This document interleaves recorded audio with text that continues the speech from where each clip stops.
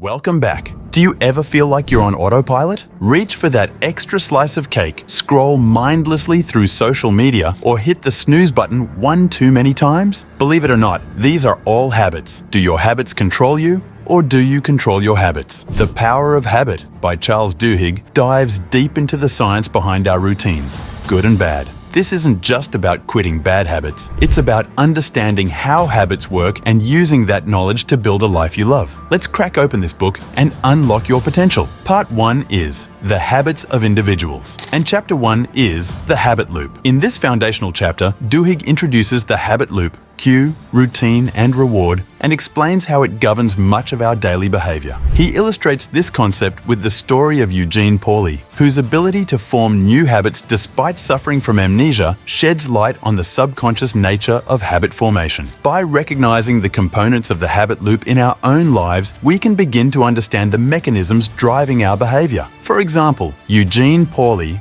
a patient with severe amnesia, could not remember recent events due to brain damage. However, he could still develop new habits, indicating that habit formation operates independently of conscious memory. This example highlights the subconscious nature of habits and their resilience even in the face of cognitive impairment. Chapter 2 is The Craving Brain: How to Create New Habits. Duhigg delves into the neuroscience of habit formation, focusing on the role of cravings in driving behavior. He explains how habits create neural pathways in the brain, reinforcing the connection between cues and rewards. Drawing on examples from marketing and consumer behavior, Duhigg demonstrates how companies capitalize on consumers' cravings to create new habits. For example, Febreze Procter & Gamble's marketing of Febreze initially failed until they discovered that consumers craved a sense of accomplishment and a fresh-smelling home. By repositioning Febreze as a reward for completing cleaning tasks, the company successfully created a new habit among consumers. This example illustrates the power of understanding cravings in shaping consumer behavior. Chapter 3 is The Golden Rule of Habit Change. Duhigg introduces the golden rule of habit change: keep the cue and the reward, but change the routine. He illustrates this principle with the story of Lisa Allen, a smoker who successfully quit by replacing her smoking routine with exercise. By identifying the underlying cues and rewards of habits, individuals can modify their behavior more effectively. For example, Lisa Allen struggled to quit smoking until she realized that her smoking habit was triggered by stress and boredom and provided a temporary sense of relaxation.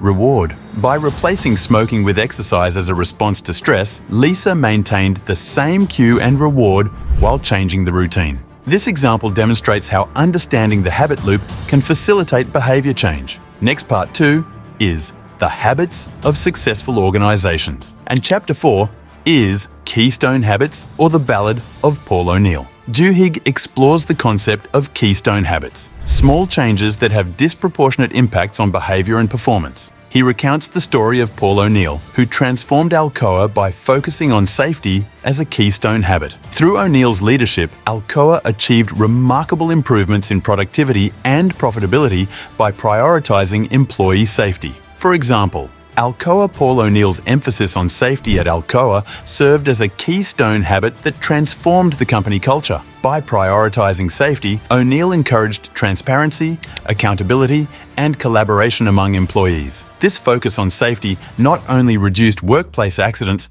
but also improved overall organizational performance. The example of Alcoa illustrates how keystone habits can drive widespread change within organizations. Chapter 5 is Starbucks and the Habit of Success. Using Starbucks as a case study, Duhigg explores how successful organizations cultivate habits among employees and customers. He highlights Starbucks' commitment to employee training, customer service, and product quality as key components of its habit-driven culture. By creating rituals and routines around the Starbucks experience, the company fosters customer loyalty and drives business growth. For example, Starbucks' emphasis on customer experience and employee training has established the company as a global leader in the coffee industry. Through consistent quality, personalized service, and community engagement initiatives, Starbucks has cultivated a loyal customer base. The Starbucks example demonstrates how organizations can leverage habits to create a competitive advantage and drive success.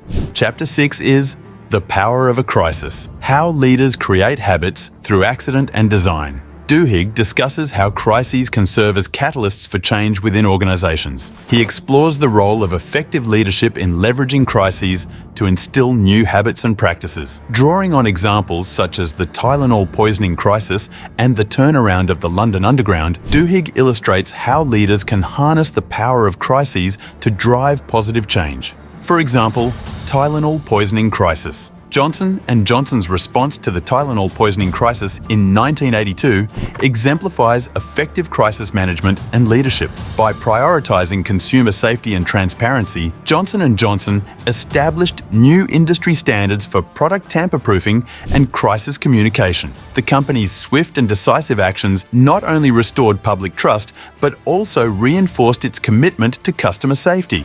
This example underscores the importance of leadership in shaping organizational habits during times of crisis. Next, part 3 is The Habits of Societies, and chapter 7 is How Movements Happen.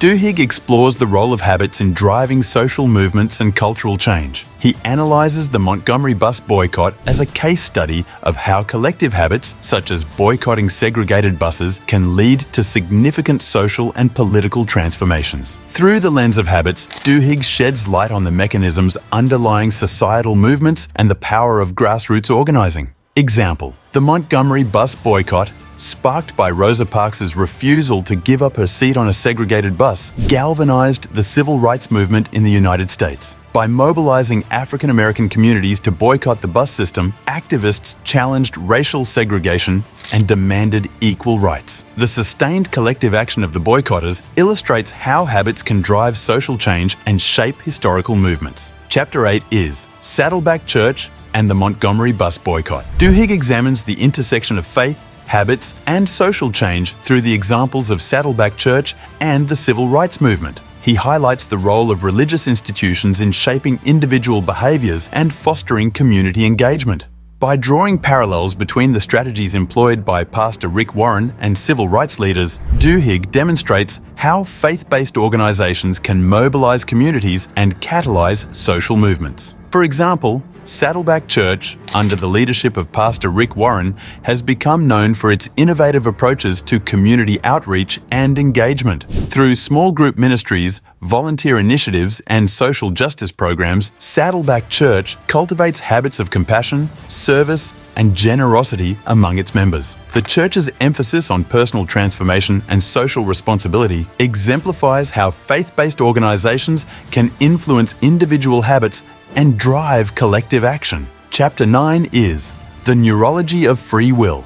Are we responsible for our habits? In the final chapter, Duhigg explores the relationship between neuroscience, free will, and habit formation. He examines the brain mechanisms involved in decision-making and argues that while habits exert a powerful influence on behavior, individuals retain agency and can consciously shape their habits. By understanding the interplay between biology and behavior, Duhigg offers insights into how we can take control of our habits and lead more fulfilling lives. For example, conscious decision-making. Despite the subconscious nature of habits, individuals have the capacity to exert conscious control over their behavior. By reflecting on their values, setting goals, and implementing intentional strategies, individuals can override automatic habits and make deliberate choices aligned with their aspirations. This example underscores the role of self-awareness and agency in breaking free from destructive habits and cultivating positive change. That was all from the core of book.